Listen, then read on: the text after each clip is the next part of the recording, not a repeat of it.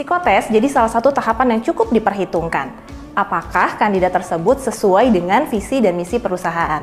Nah, kali ini saya akan memberikan informasi seputar beragam jenis psikotes yang biasanya digunakan untuk proses seleksi.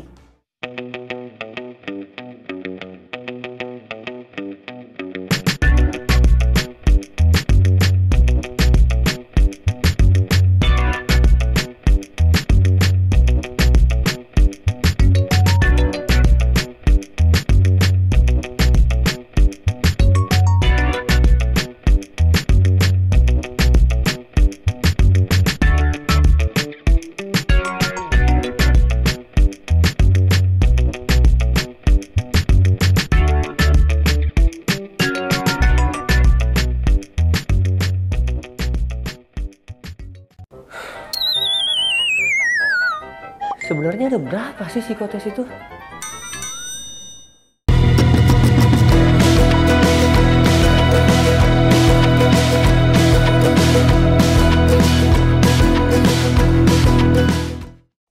Oke Walker, seperti janji saya di konten sebelumnya, saya akan kembali mengenalkan kepada kalian seputar jenis-jenis psikotes yang biasa digunakan perusahaan dalam proses rekrutmen kerja. Alat tes berikutnya, Papikostik. Papikostik adalah salah satu tes psikologi kepribadian yang dikelompokkan menjadi 7 bidang. Yang pertama adalah leadership atau kepemimpinan, yang kedua adalah relasi sosial, ketiga arah kerja, keempat aktivitas kerja, kelima gaya bekerja, keenam temperamen, dan yang terakhir adalah posisi atasan dan bawahan. Dalam mengerjakan tes ini bergantung pada kecepatan calon pelamar atau testi dalam mengerjakan seluruh soal yang sudah diberikan. Tapi pada umumnya alat tes ini bisa selesai dikerjakan dalam waktu 35 sampai 45 menit. Dalam satu soal biasanya terdapat 2 pernyataan dan kalian hanya diminta untuk memilih satu yang menggambarkan diri kalian.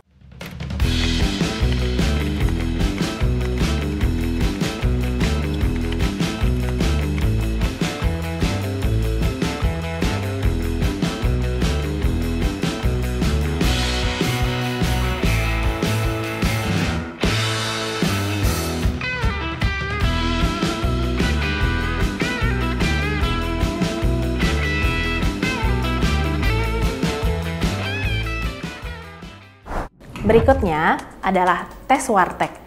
Alat tes ini biasanya paling populer dan banyak digunakan untuk menyeleksi karyawan baru. Pasti kalian ingat, biasanya kalian diberikan kertas kosong dan kalian harus menggambar. Nah, alat tes ini tujuannya adalah untuk mengetahui kondisi psikologi seseorang baik dari segi potensi ataupun masalahnya. Bahkan tes ini dapat digunakan untuk panduan karir seseorang. Dalam tes ini, biasanya pelamar diminta untuk menggambar sesuai pola yang ditentukan. Waktu yang diberikan yaitu 30 menit.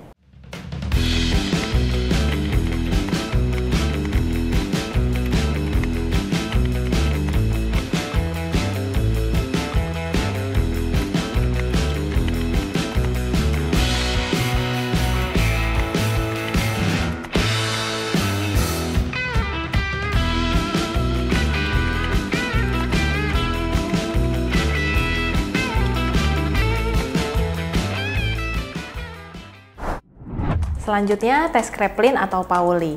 Biasa dikenal juga dengan tes hitung acak. Biasanya tes Kraepelin diberikan dalam 45 kolom dan 60 baris yang berisi angka-angka teracak dari 0 sampai dengan 9. Anda diberikan waktu 20 menit untuk mengerjakan. Tes Kraepelin ini sebetulnya sama dengan Pauli. Tujuannya adalah kedua tes ini sama-sama digunakan mengukur atensi seseorang ketika mengerjakan suatu tugas.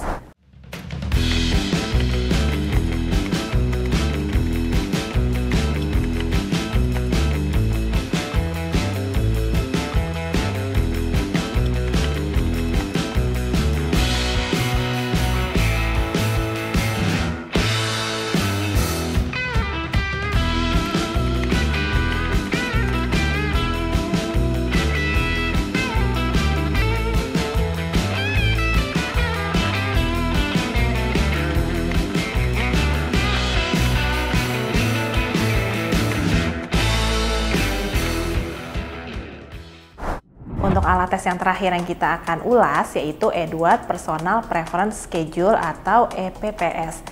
Nah, dalam alat tes ini biasanya lebih dikenal dengan tes kepribadian yang bersifat verbal dengan menggunakan metode forced choice. Forced choice merupakan metode memilih salah satu di antara dua pernyataan pada setiap itemnya. Nah, dalam tes ini biasanya terdiri dari 225 pasang pernyataan dan setiap pasang pernyataan terdiri dari huruf A dan B. Meskipun jumlah soalnya 225, namun sebetulnya soal yang asli hanya 210.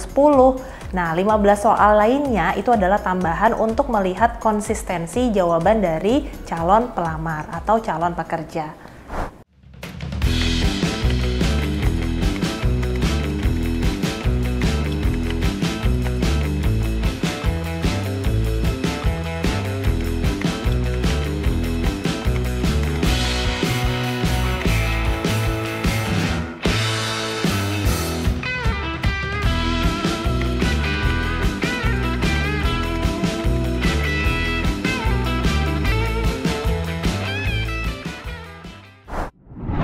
Yang harus diperhatikan juga nih Walkers, psikotes biasanya terdiri dari beberapa soal yang membosankan. Selain itu, tidak semua psikotes dilihat dari hasil pengerjaan soal, tapi lebih kepada ketahanan seseorang dalam mengerjakan soal psikotes tersebut. Di sisi lain, ketahanan ini juga berarti ketahanan emosi dan pola pengerjaan psikotes sebagai salah satu acuan untuk mengukur kepribadian kandidat. Nantikan konten-konten menarik dan penuh inspirasi di Walkerspedia. Saset-saset langsung dapat kerja di Walkerspedia. Bye!